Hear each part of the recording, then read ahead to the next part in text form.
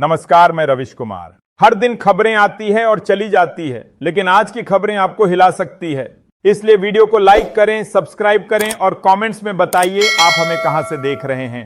और हाँ, वीडियो को आखिर तक देखना मत भूलिए, वरना वो राज कभी नहीं जान पाएंगे जो गोदी मीडिया आपसे हमेशा छुपाती रही है। कर्नाटक में जारी जाति सर्वेक्षण को लेकर उप मुख्यमंत्री डीके शिवकुमार ने सवाल उठाए हैं। उन्होंने कहा कि लोगों से निजी सवाल जैसे कितनी मुर्गियां पाली हैं या सोना कितना है पूछना गलत है। केवल जरूरी जानकारी जैसे जाति, शिक्षा और सरकारी लाभ पर ध्यान देना चाहिए। बीजेपी और जेडीएस ने सरकार पर तंज कसते हुए इसे अवैज्ञानिक और भ्रमित करने वाला बताया। वे सर्वेक्षण को रोकने और इसके संचालन पर पुनर्विचार की मांग कर रहे हैं। सर्वेक्षण 22 सितंबर से 7 अक्टूबर तक चल रहा है। पश्चिम बंगाल में विशेष मतदाता सूची संशोधन एसआईआर की तैयारियों की समीक्षा के लिए चुनाव आयोग की टीम राज्य दौरे पर जाएगी। उप निर्वाचन आयुक्त ज्ञानेश भारती के नेतृत्व में टीम उत्तर 24 परगना, पूर्व मेदिनीपुर, बांकुरा और झारग्राम का निरीक्षण करेगी। वीडियो कॉन्फ्रेंस के जरिए जिला निर्वाचन अधिकारी, एडीएम, ईआरओ, बीएलओ और अन्य से बैठक होगी। बिलो नियुक्तियों में अनियमितताओं की लगभग 4500 शिकायतें मिलने के कारण आयोग ने सभी जिला मजिस्ट्रेटों से रिपोर्ट मांगी है।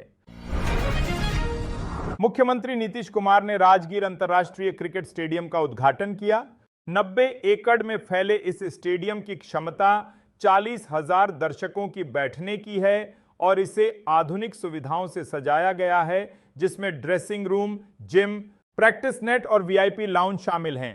अंतर्राष्ट्रीय मानकों के अनुसार तैयार पिच और उन्नत ड्रेनेज सिस्टम मौजूद हैं। इस परियोजना की लागत लगभग 1150 करोड़ रुपए रही है। इस स्टेडियम से बिहार के क्रिकेट प्रतिभाओं को बड़े स्तर पर खेलने का मौका मिलेगा और पर्यटन को भी बढ़ावा मिलेगा। महाराष्ट्र में राज ठाकरे और उद्धव ठाकरे की हालिया मुलाकात ने राजनीतिक हलचल बढ़ा दी है। रविवार को मुंबई क्रिकेट एसोसिएशन में हुए एक समारोह के बाद राजमातोश्री पहुंचे और उद्धव से करीब 40 मिनट तक चर्चा की। इससे बीएमसी चुनाव में गठबंधन की अटकलें तेज हो गई हैं। हालांकि भाजपा का कहना है कि इस मुलाकात से चुनाव नतीजों पर कोई असर नहीं पड़ेगा। मनसे और शिवसेना यूबीटी के बीच सीटों को लेकर प्रारंभिक सहमति 60 से 70 सीटों पर बताई जा रही है। कर्नाटक के मुख्यमंत्री सिद्धारमैया ने लिंगायत समुदाय को अलग धर्म करार दिया है। यह बयान तब आया जब समाज में यह बहस थी कि सामाजिक शैक्षिक सर्वे में लिंगायतों को हिंदू धर्म के अंतर्गत दर्ज किया जाए या अलग धर्म के रूप में। सीएम ने कहा कि बासवन्ना ने जाति व्यवस्था को खत्म करने के लिए अलग धर्म की शुरुआत की थी। उन्होंने शूद्र और निचली जातियों के लिए समानता की वकालत करते हुए देश में जाति विहीन समाज बनाने के लिए एकजुट होने का आह्वान किया।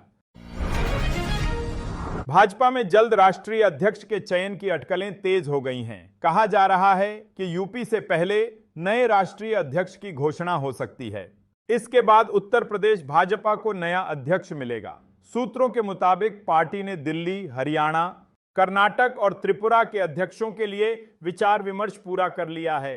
इस नियुक्ति में ओबीसी या ब्राह्मण नेता के विकल्प पर फैसला होना है। राष्ट्रीय अध्यक्ष के चयन के लिए भाजपा ने 80 से अधिक नेताओं से सुझाव भी मांगे हैं। बाबा बागेश्वर के नाम से प्रसिद्ध कथावाचक धीरेन्द्र कृष्ण शास्त्री ने कहा कि अगर कोई सर तन से जुदा का नारा लगाएगा तो कानून और देश के हिंदू उसे नहीं छोड़ेंगे।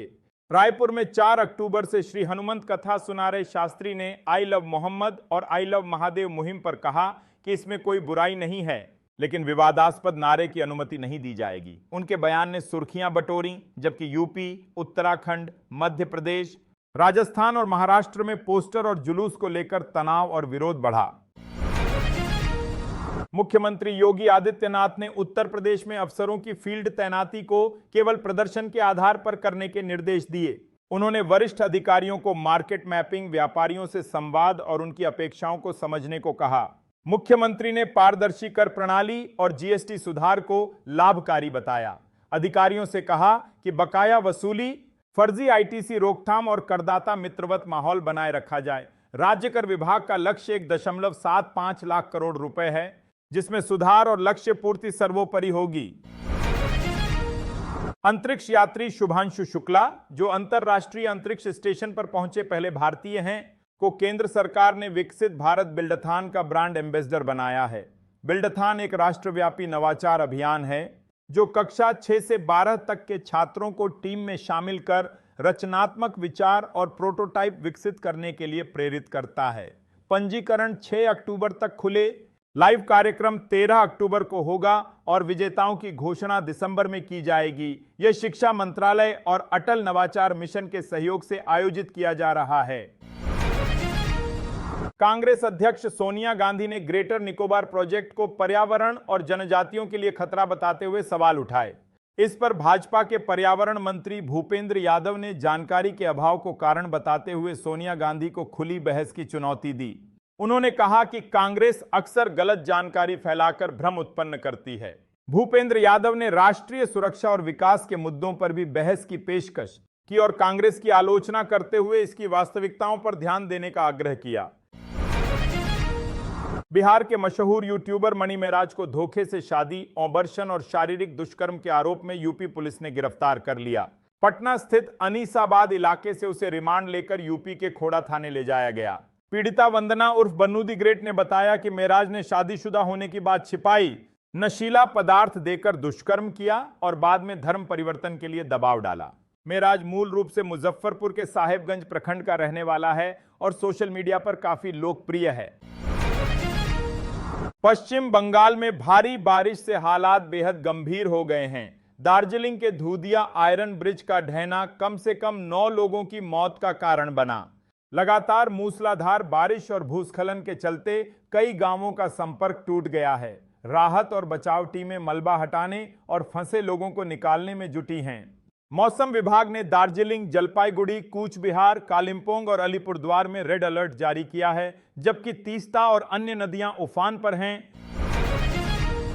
आम आदमी पार्टी ने पंजाब से राज्यसभा उपचुनाव में उद्योगपति राजेंद्र गुप्ता को अपना उम्मीदवार बनाया है।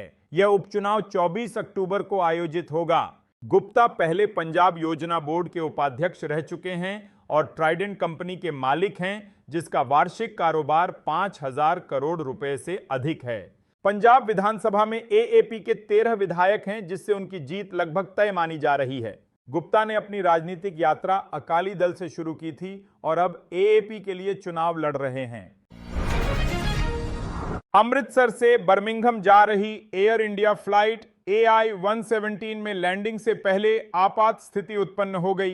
रैम एयर टरबाइन RAT स्वतः सक्रिय हो गया, जो आपातकाल में बिजली और दबाव उत्पन्न करता है। हालांकि विमान सुरक्षित तरीके से उतर गया और सभी यात्री व क्रू सदस्य सुरक्षित रहे। एयर इंडिया ने कहा कि सिस्टम सामान्य था, लेकिन तकनीकी जांच के लिए विमान को ग्राउंड किया गया और वापसी उड़ान रद्द कर दी गई। घटना के दौरान यात्री घबराए नहीं और क्रू ने स्थिति को पूरी तरह नियंत्रित किया।